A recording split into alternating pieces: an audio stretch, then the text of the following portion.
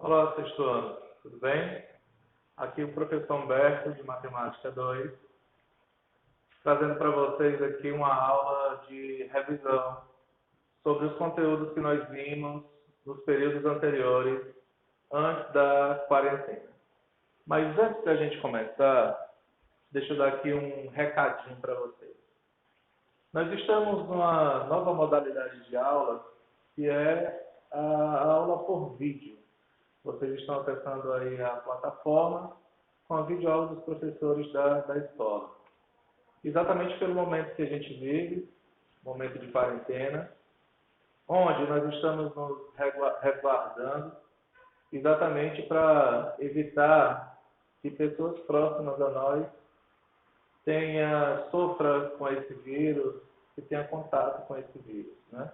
Então, antes de tudo, desejar a todos vocês saúde, desejar que vocês fiquem bem, que os pais de vocês, a família de vocês fiquem bem e que acessem a plataforma com as nossas aulas para tirar dúvidas das atividades que virão aí pela frente, tá? E deixando um recadinho aqui para vocês, não faça o vírus circular, proteja quem você ama e, se puder, fique em casa, né? Essa é a dica que eu tenho aí para dar para vocês, tá bom?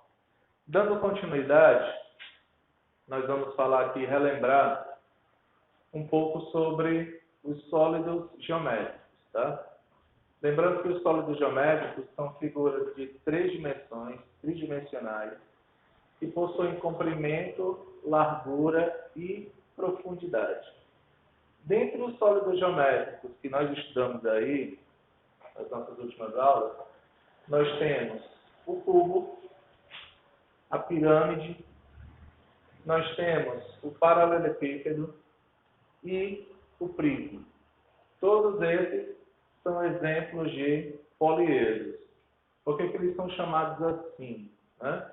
Porque todos os poliedros estão definidos por lados, figuras planas, tá bom? Polígonos planos, por exemplo, o cubo, ele é formado de 6 faces quadradas, 6 faces no formato de quadrado, todas elas bem planas, assim como as outras figuras, tá? O prefixo poli aqui se refere a vários e edros se refere às faces. Então nós temos aí figuras geométricas que possuem várias faces. Daqui a pouco a gente vai falar um pouquinho mais sobre essas faces. E eu destaquei aqui algumas figuras chamadas não poliedros, né? Nós temos o cilindro, o cone e a esfera. Por que eles são chamados assim, de não poliedros? Exatamente porque suas faces não são poligonais. As faces não são planas, tanto o cilindro como o cone, como a esfera, possuem aí partes arredondadas na sua composição, tá? Exatamente por isso, eles são classificados como não poliedros. Então, nós temos lá o grupo dos poliedros, formado principalmente pelos prismas e pirâmides, e nós temos aqui os não poliedros. Os poliedros possuem os seguintes elementos: possuem arestas, possuem o vértice e possuem a face. Vamos começar aqui definindo pela face. Esse quadrado aqui destacado na figura, tá? A face representa o polígono que compõe a figura. Por exemplo, o cubo ele é composto de 6 polígonos na forma de quadrado. Então, as faces do cubo são faces quadradas, tá? O ponto de encontro dessas faces é o que nós chamamos de aresta, tá? O ponto de encontro de cada duas faces dessa forma exatamente uma aresta. Então, o nosso cubo aqui ele tem um total de 12 arestas. 4 arestas na base superior, 4 na base inferior e mais 4 arestas na lateral, também chamado de arestas laterais. E ponto de encontro dessas arestas, como a própria definição diz, o ponto é exatamente o vértice, tá bom? O nosso cubo possui 4 vértices superiores e 4 vértices inferiores. Então, nossa figura é composta de 8 vértices. Então, nós temos aqui as partes principais dos poliedros, que são aresta, vértice e face. Nós vamos fazer também, posteriormente, uma identificação desses elementos aí que estão por vir. Tá? Bom, nós temos aqui o que nós chamamos de planificação. Tá? Eu coloquei aqui para vocês um dado, né, que é o exemplo de um cubo, na forma planificada. Certo? A forma tridimensional possui largura, comprimento e altura. Já a forma planificada ela só possui 2 dimensões, que é o comprimento e a largura. É importante a gente fazer uma observação dessa planificação, porque nós vamos trabalhar depois a nossa percepção geométrica para fazer a montagem dessas planificações. Por exemplo, esse dado aqui que está nesse momento planificado no nosso quadro, se eu fechar como uma espécie de molde, fechar para montar o dado, observe que a face 2 vai ficar de frente à face 4, a face 6 vai ficar de frente, oposta à face 3, e a face 1 vai ficar oposta à face 5. Então, essa percepção geométrica também tem que ser trabalhada. Ela é importante porque ela vai ser necessária para a gente resolver algumas questões aí, inclusive que irão no TV para vocês logo após. Tá bom? Nós temos aqui mais uma planificação. Nesse caso, a planificação do cilindro. O cilindro, que é uma figura geométrica composta de 2 bases circulares, 2 bases na forma de círculo, e a lateral do cilindro, após feita a planificação, é exatamente o formato de um retângulo. Tá? Então, eu tenho aqui a figura em 3 dimensões, com comprimento, largura e profundidade, e eu tenho a figura aqui em 2 dimensões, também conhecida como planificação, como a gente vem falando aqui. 2 bases circulares, de mesmas dimensões, e uma face lateral no formato retangular. Tá bom? Mais uma figura planificada, nesse caso, a pirâmide de base quadrada. Tá? Na pirâmide, nós observamos que a base tem um formato de um quadrilátero e as laterais têm um formato de triângulo. Né? Então, eu tenho aqui uma base quadrangular, uma base com 4 lados, e nós temos aí 4 triângulos na lateral, tá bom? Formando assim um total de 5 faces, certo? E a nossa próxima figura é a mesma, é a pirâmide de base quadrangular. Por que ela apareceu 2 vezes?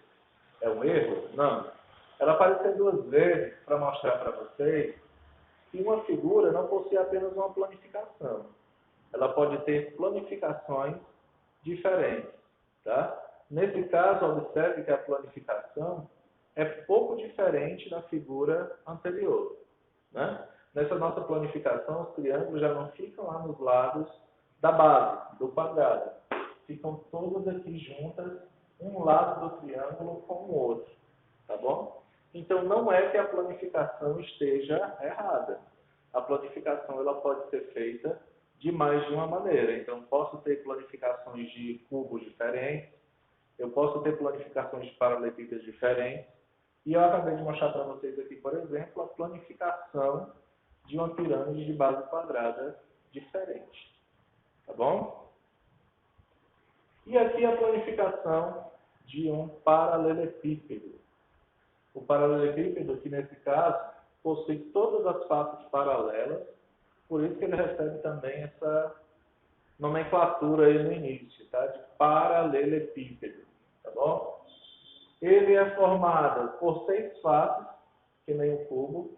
A diferença é que as faces são retangulares, né? E nem todas têm as mesmas medidas. Mas o importante aqui é exatamente que a planificação dessa figura, tá? Que é o paralelepípedo, pode ser representada por essa aqui, mas também tem outros exemplos de planificação, não só esse, mas também nós temos outros.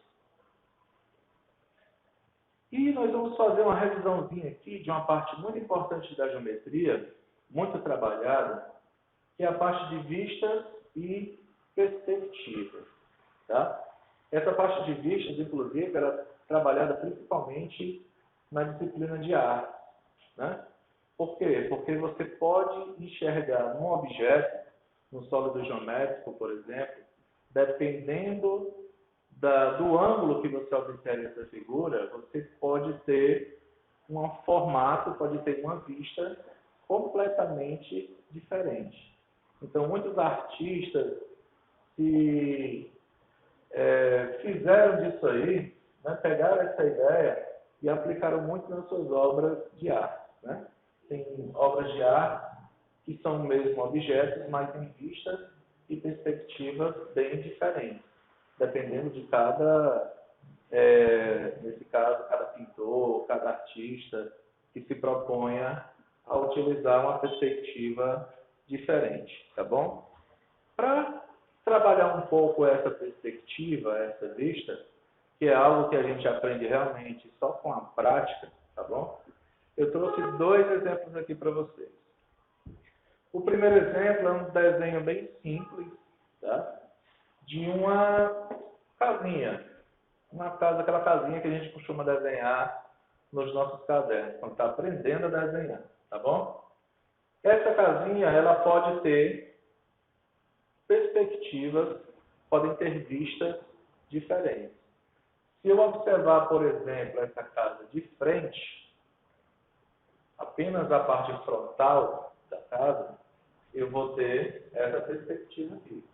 Eu vou ter essa visão da casa.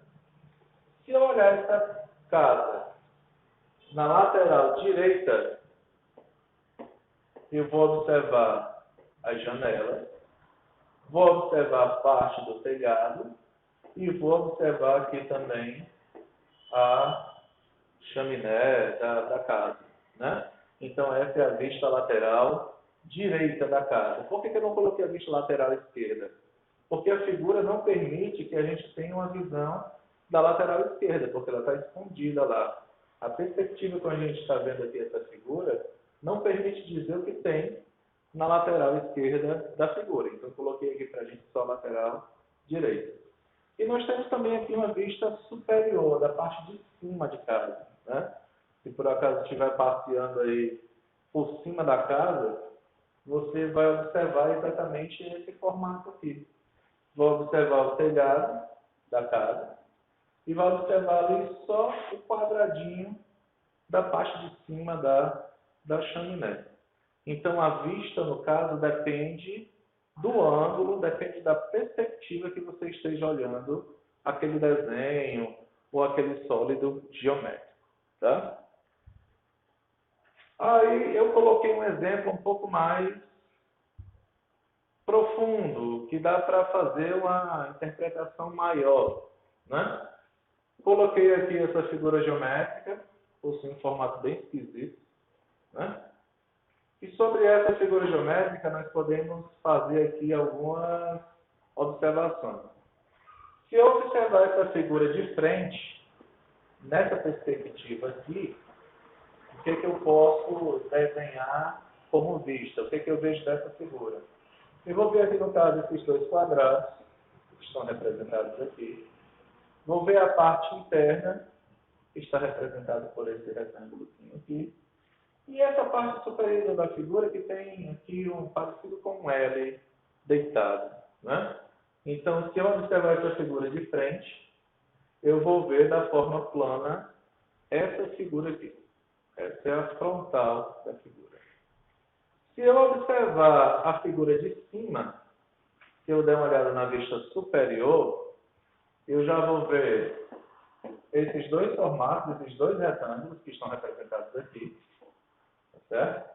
E vou ver essa forma aqui em C da figura, que no caso está representado bem aqui. Então, essa é uma vista superior da figura. E a nossa lateral esquerda, tá bom? Não é a lateral direita, é a visão aqui atrás da figura, né? Nós vamos ter o formato em L, que é esse aqui, e nós vamos ter ali mais a parte retangular da figura, que nesse caso é a base da figura, certo? Então aqui é só para a gente ter uma visão geral, uma noção geral sobre vistas e perspectivas, tá bom? Essa é a nossa aula. Gostaria de deixar aqui para vocês um abraço, que vocês fiquem em casa, se cuidem, acompanhem nossas aulas. Logo após, nós mandaremos o material para vocês resolverem, tá certo? E nós faremos também uma correção dessas questões aí com vocês para tirar todas e quaisquer dúvidas que vocês tenham, tá bom? Um abraço para vocês e até a próxima aula.